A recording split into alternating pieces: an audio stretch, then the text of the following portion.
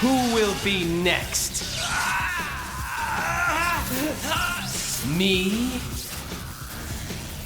Or you?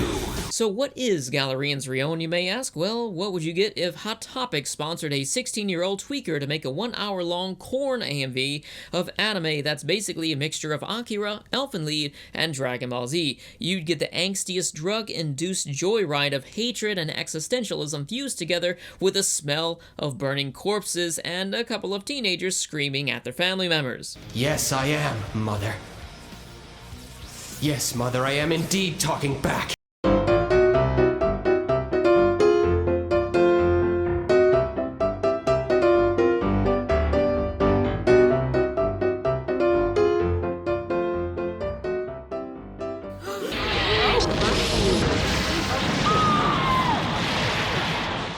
It's called hentai, and it's art. So what does it mean to be edgy? Edgy is defined as being daring, provocative, or trend-setting, but you could also define the term as being something that contains the essence of teenage angst. And a lot of people lately have been using this term in a solely negative sense in order to describe a certain type of anime, but what many people fail to realize is that anime is edgy. Now, the main difference between anime and any other form of film is that anime is only limited by the imagination of its creators, meaning that they can push the envelope to create a superior experience for the viewers, giving them more action, more excitement, more suspense, more drama, and also more comedy as well. And I think this is something that really struck a chord with a lot of people and kept them watching anime because it gave them an experience that they've never experienced anything else like that before, so they just stuck with watching it. But the main issue with pushing that envelope is how far can you actually push it before it slides right off the table and straight into the garbage. When we take a look at what edgy has meant over the history of anime, it's basically playing a game of catch-up by adding more serious aspects of just regular adult-oriented film to a medium which was primarily used to occupy children and instill positive values in them. In the 70s, this meant shows like Devilman, Captain Harlock, and even the original Mobile Suit Gundam, just to name a few. While these changes were significant for their time, many may not realize their importance if they don't know where anime came from. Now, the 80s and 90s, on the other hand, were actually a wild ride because this is when they realized that people loved grit. They loved seeing characters put in situations that challenges their morals. They loved seeing characters put their life on the line for something, and they also loved seeing action-packed fights. Oh, and how could I forget, they also loved to see the face of an innocent girl when a giant tentacle monster pillages her butthole. Some anime from the 80s and 90s didn't just slightly up the ante, they pushed it to the extreme, leaving in question how far is too far. But back then, nobody really knew, so when they made an anime that focused on incredibly graphic content, it was often made as intentionally trashy as it could possibly be. Extreme anime back then was fun because it didn't try and take itself seriously. You could watch a woman rip off her own tits and transform into a cyborg cockroach monster, or a guy open up his own head, dig into his brain, and machine parts would start exploding from his body. It was funny because it was trashy. It was just for the shock factor there. Like The Evil Dead, for example. This is a film that I think many people are familiar with and enjoy for the same reason. And I understand, that's not everybody's cup of tea, but at least it's not trying to sell you a heart-wrenching story of a couple of cannibals like anime tried to do several times over the past few years. That's actually why I do these videos, because there's lots of anime that basically are the counterparts of that type of show from the early 2000s, the 80s, or the 90s that are just there to be fun. They don't want people to take them seriously, and they're actually a lot of fun to watch, whether you're cringing at it, or laughing at it, or just being shocked by it. This finally brings me to the topic of today's video, Galerians Rion, a 2002 fully CG anime that somehow has a smoother animation than most modern CG anime. And if you think I'm going to waste this opportunity to complain about the new Berserk anime, you're sadly mistaken. What the hell is this, and how much money did they spend on making it?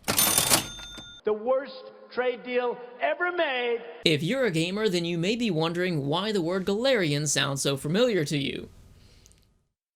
Why do I kid myself? Nobody's heard of this. A few people probably have. This is one of those titles that has so many reiterations of it, but nobody knows about it, and they've all been localized. There's the PS1 game Galerians, there's the anime, which I'm talking about today, Galerians Rion, which, by the way, this is the only video on YouTube where somebody talks about this anime. I've looked, I found nothing but people talking about the game there, and there's also the sequel of the original game, Galerians Ash, and all of that has been localized and dubbed and still nobody knows about it. But the purpose of this Galerians Rion being made is actually to take the original story of the first game and revamp it, update the graphics, update the music, and also update the voice acting. And you've probably heard clips, yeah, that's actually updated. So at least it's actually funnier, even though it's still bad. You're just a kid, but I can see that you're addicted to drugs. You're so young, yet you're hooked, ain't you? So what is Galerians Rion, you may ask? Well, what would you get if Hot Topic sponsored a 16-year-old tweaker to make a 1-hour-long corn AMV of anime that's basically a mixture of Akira, Elfen Lied, and Dragon Ball Z? You'd get the angstiest drug-induced joyride of hatred and existentialism fused together with a smell of burning corpses and a couple of teenagers screaming at their family members. Yes, I am, Mother. Yes, Mother, I am indeed talking back. But in all seriousness, this has got to be one of the most angstiest anime that I've ever seen. And I've seen Batum, so that's saying something. Damn it, Mom, I can't believe you! You wrote me a resume behind my back and then sent it to the grocery store? I won't work there! The story of Galerians is set within a 26th century dystopia where Rion, a choker-wearing teenager, is woken up by the mysterious voice of a girl who's begging him to protect her. But the only problem is that, 1, he doesn't know where she is, 2, he is in a prison that's basically a large swinging ball that keeps him drugged up around the clock, and 3, that is within a large facility that's filled with guards that have guns. Luckily enough for him, however, that the drugs they pump him up with give him the power to move objects with his mind, including moving a person's head from their body, and also the ability to light people on fire with his mind. Rion's ability to get drugged up and light people on fire comes from the original video game, but sadly they didn't include his ability to rip the heads off of anyone around him and leave their bodies twitching on the floor as they shot blood out across the room. But maybe that would have been pushing it too far, or maybe it's just a bit too much for them to animate. As Rion gives it that old Goku aneurysm-inducing power-up and breaks free from his cell, he's met with a couple of characters from Jinro the Wolf Brigade. We have an escape in M15E. Emergency. Emergency. I must go. That's too bad. Maybe next time they'll learn to shoot first or wear fire protective armor. Why is it that they're in a facility that seems to only be there to give teenagers the ability to light things on fire with their mind, but their armor does not protect them from fire? You would assume that fire protective gear would have been standard issue at this point.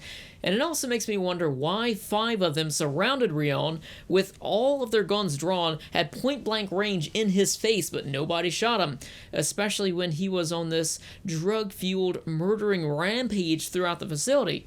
I think they were asking for it. As Rion is rampaging his way through the facility, he comes across a kiosk containing what appears to be information about his family when he's met by Dr. Rim. Wait a minute. Question for you. What are those? If you're wondering what happens to Dr. Rim, I'll give you 3 guesses.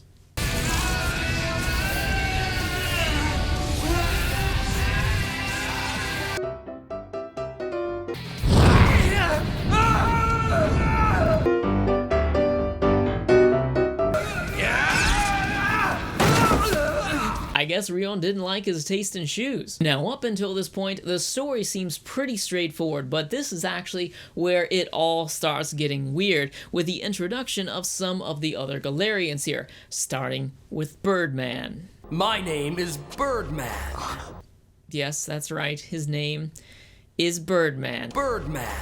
Let's have a quick refresh of some of the other characters within this movie, shall we? There's Rion, which is kind of a weird name, but I just imagine that it's English and supposed to be Rion. We have Lilia, we have Dorothy, we have Rita, we have Reinhardt, and we have Birdman. Me?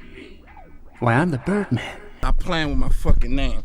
You understand me? When y'all saying my name, put some respect on it. So after our brief introduction to Birdman, where he basically comes and goes and we deal with him a little bit later in the movie, and he appears to be this ominous baddie that's working behind the scenes, but...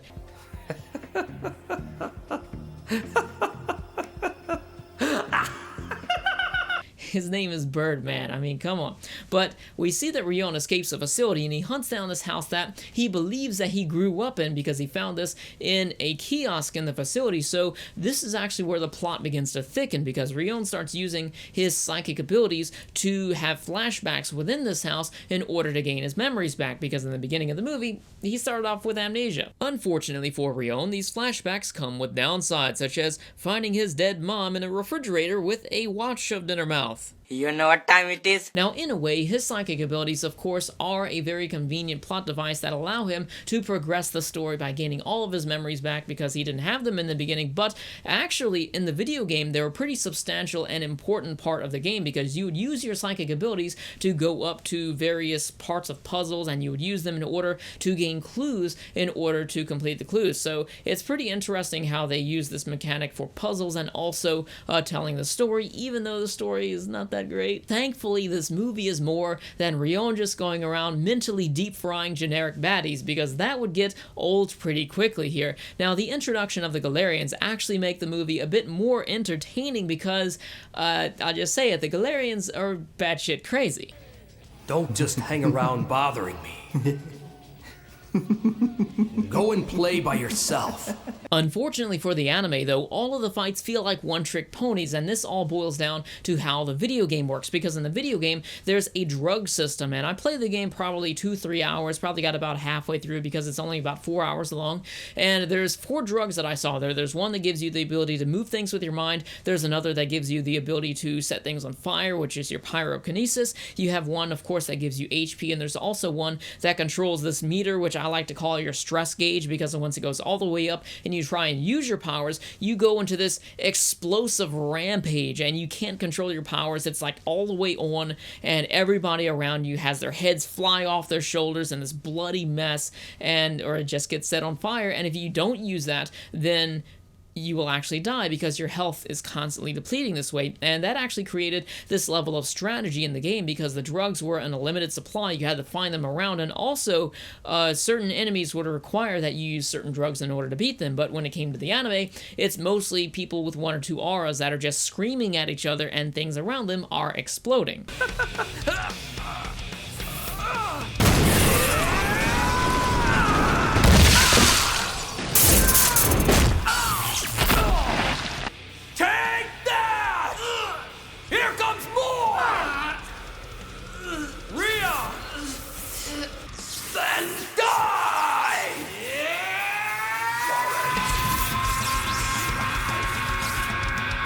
So you're probably wondering why they even bothered to make something like this in the first place, but I actually looked into that. If you go back and you watch all of the cutscenes from the original PS1 game in sequential order with none of the gameplay, then you basically get this movie, except the movie added a few small details in order to give the same experience of the game, but without having to play the game, and of course they updated a few things, such as the voice acting, the graphics, the music as well. And by the way, if you ever decide to watch this, don't watch it in sub, watch it in dub, have a little bit of fun with it. Plus, the soundtrack in the dub is actually a lot better. I feel like it suits it much more, because it's metal songs about hatred, and it's actually very moody, and it matches the tone of the movie itself, so I think that makes it a little bit more enjoyable for me. But looking back on this, the movie actually came out on the same day as Galerians Ash on PS2, so it's probably some sort of promo so that people will feel, what is this? I don't know what the original game was, how will I play this? So the movie was probably the answer to that for everybody who didn't play the game,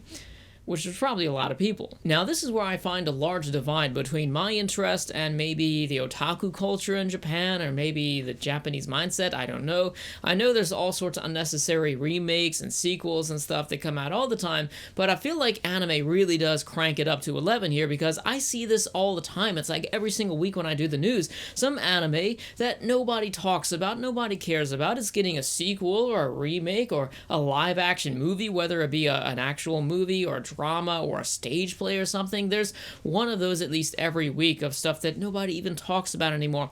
And I just wonder, who is funding this stuff? Who has the money to throw it at something? Hey, you know that anime or you know that video game that nobody talks about, nobody even talked about when it first came out? Let's do a sequel of that, or let's do a live action, because even good shows that people like don't like the live actions of those. How is it worth funding this? And the way I see it is, if you're going to do something like that, at least pick something that is of quality to begin with. If it's not anything that was received well, then take the idea that inspired you to create that story or whatever it is, and take that onto making something else. I mean, why is it that Galerians needed a sequel video game? How hard is it to make a story that is about somebody that has amnesia and has special abilities? The story's not really all that much, and we see this time and time again. But that's not to say that Galerians Rion is of zero value either, though, because it's actually a fun movie if you like cheesy anime, plus it has several moral lessons that you could learn from in certain situations in your life. Like, say, for example, what if you get into an argument with your brother? What do? Then die!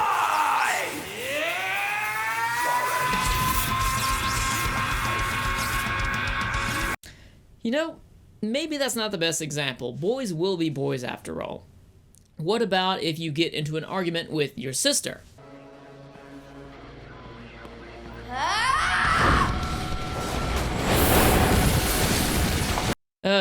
I suppose that's not the best example either. Sometimes brothers and sisters, they fight too.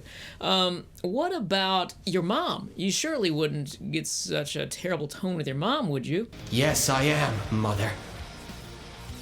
Yes, Mother, I am indeed talking back.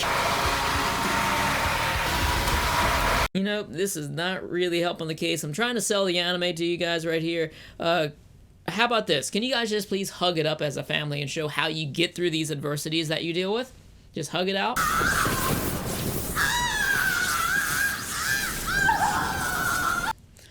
You're not helping, I'm telling you this. Okay, the last straw right here. Something simple. We all do this all the time. What do you do if you want to check your email but you forget your password? What is your password? What is your password?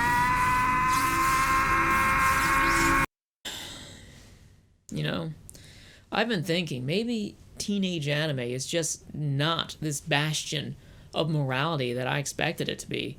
Maybe my perception of what anime is was skewed by a few shows that I've seen, and it doesn't represent all anime that there are. Or maybe what I'm looking for in this show is here. Maybe there is a deeper, hidden intellectual message that you need to find and discover that is actually beyond the main characters. Maybe the main characters are just sent there to distract you, and they're not the moral focal point that you would expect them to be, and there are actually philosophical messages here that are hidden in the side characters and the surroundings. Let's go look for that.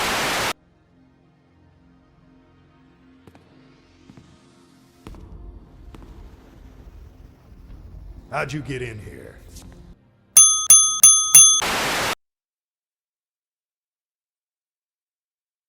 A monster grows inside of me. He'll eat me, and that's why I'm scared. My parents are dead. I killed the guy I've just met today. No one can change the fate that Mother has chosen.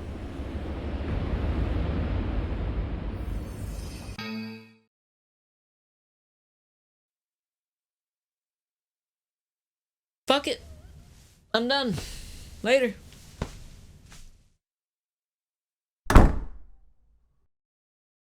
You've come to see me. Now I will explain everything. Okay, this has got to be good. Actually, wait a second. This has got to be good. Go ahead. You are my little brother. The real Rion died. The real Rion's memories were implanted in your brain, along with the virus launch program. You were dispatched on a special mission to find Lilia, and I was born to kill you. Are you serious? Is that all you've got? After all this time, you made a remake, and this is still the story you're sticking with? Alright, okay, so let me get this straight here. So Rion, he was born in Mushroom Tower. He is a pod baby. He's basically a clone. He was born in a pod. He had special power since birth, just like all of his other brothers and sisters who are Galerians, just like Rion. In fact, the same powers. His brothers and sisters, along with him, were all given special directives. His directive was different than everybody else's, and he was also given fake memories. Then he was shipped off to a facility which had the appearance of taking teenagers, locking them up and drugging them to experiment on them to give them the powers, but he already had them since birth, just like his other brothers and sisters who are the Galerians. And once he broke free of that, when he started getting the messages from Lilia, the people in that facility that had him with the intent of letting him go free and complete his objective, because they are also under Dorothy, the mother computer, they tried to kill him and sacrifice lots of lives because he went on this murderous rampage. Then we see that Lilia is someone who is implanted with a virus, the only copy of the virus in existence that can kill Dorothy. So Rion was born and given the only way to extract the virus out of Lilia, even though they're biological and not machines. He's somehow or another born with the ability to extract the virus out of her. He's the only one that can do that, and she's the only one that has the virus. But at the same time, Dorothy willingly and knowingly gave Rion memories to make him think that he was somebody who would be adamantly against Dorothy, his own mother, and team up with Lilia and find her and use her virus to kill his mother there. And then you have Birdman, Reinhardt, and also Rita as well, the other Galerians, and of course we have Kine too, the guy that looks like a poster boy for Hot Topic over here. Their objectives are just to kill Lilia and find Lilia. Why is it all redundant there? And especially Kine, because once Rion finds Lilia and brings her back to the tower to kill his mother, Kine's job is to just kill Rion. So why was Rion made in the first place? Because if you didn't have Rion, then there would be no way at all for Lilia to take the virus and put it into the mother. Because even if she could put it into the machine herself, she couldn't, because there's no way she can fight through that entire tower of Galerians there. Secondly, there would be nobody in existence who could take the virus from her and put it into the machine, because as I said, and as they say, Rion actually is the only person who has the ability to take the virus out of her. Furthermore, if Dorothy is this god character and she created characters that look a certain way, act a certain way, think a certain way, why is one of the characters that she created autistic?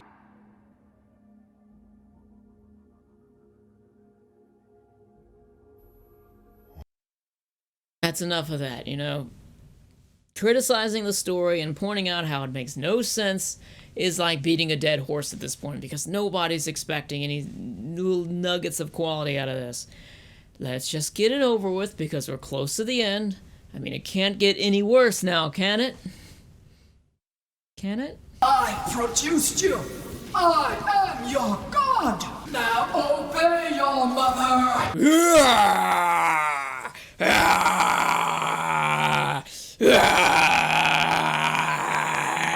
So apparently this Genova ripoff from Final Fantasy VII is Rion's mother, and I mean, aside from that, when this was being localized and dubbed, were the people working on this aware of how cringy and how little sense it made? I would hope yes, but if it was me, I would have had a lot more fun with working on this. Lilia, I have no choice. Don't do it! I can't last any longer.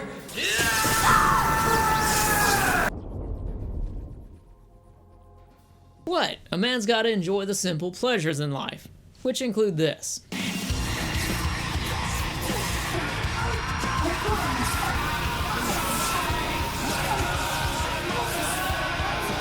One hour later. Just allow me to die now.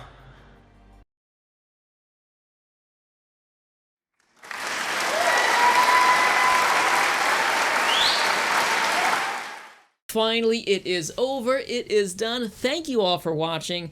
Thank you all for joining me on my wild adventure through Guilty Pleasure Theater Season 2 Galerians Rion. If you enjoyed the video, be sure to like and also share it with your friends as well, because let's face it, nobody is going to go searching for anything related to Galerians Rion. This is actually the only video on YouTube, as far as I can tell, that covers the anime movie itself. And I'd also like to say, if you enjoyed the video or other videos on this channel, please consider supporting on Patreon, because at this point the channel is primarily funded by viewer support because of the apocalypse and everything, and these videos do take quite a long time to make, I can tell you that. And I'll see you all next time on Guilty Pleasure Theater!